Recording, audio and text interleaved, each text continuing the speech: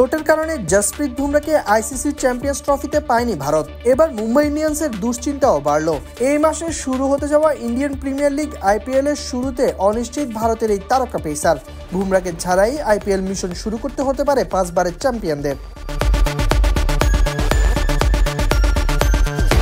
ভারতীয় গণমাধ্যমে প্রকাশিত খবর অনুযায়ী বুমরার চোট এখনো সেরে ওঠেনি। বেঙ্গালুরুর জাতীয় একাডেমিতে তাকে বল করতে দেখা গেলেও পুরোপুরি ছন্দ ফিরে পাননি এখনো।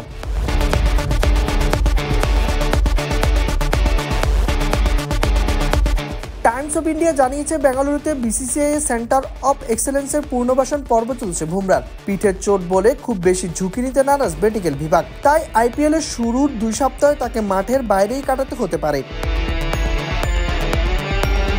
বোর্ডের সূত্রে বরাত দিয়ে উল্লেখ করা হয়েছে, বুমরা মেডিকেল রিপোর্ট ঠিক আছে, বোলিং শুরু করেছে। তবে আইপিএল এর শুরুর দিকে সম্ভবত পুরোদস্ত বোলিং করতে পারবে না। বর্তমানে যে পরিস্থিতি তাতে এপ্রিলের প্রথম সপ্তাহে মাঠে ফিরতে পারে।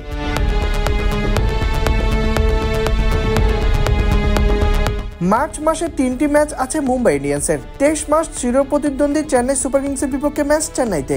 আহমেদাবাদে 29 মার্চ তাদের প্রতিপক্ষ গুজরাট টাইটান্স।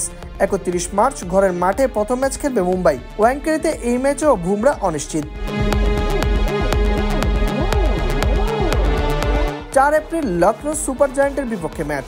সেই ম্যাচ শেষে 7 এপ্রিল ঘরের মাঠে আবারও ম্যাচ, যা রয়্যাল চ্যালেঞ্জার্স বেঙ্গালুরুর বিপক্ষে। মুম্বাইয়ের দর্শকরা মাঠে বসে বুমরাকে চোট কাটিয়ে প্রথমবার বল করতে দেখতে পারেন সেদিন।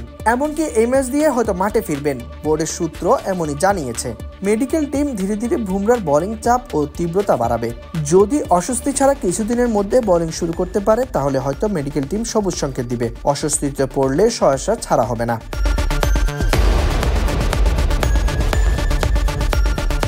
সাইদ ইবনে শামস, বিডি কুইক টাইম।